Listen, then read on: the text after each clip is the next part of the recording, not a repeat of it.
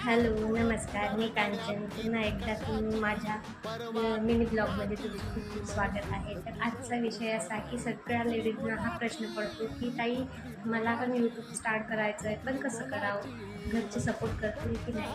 कसं आहे ना ताई, आपलं आयुष्य आहे तर निर्णय आपल्यालाच घ्यावा लागेल आणि आपल्याला एक छोटंसं पाऊल पहिले उचलावंच लागेल.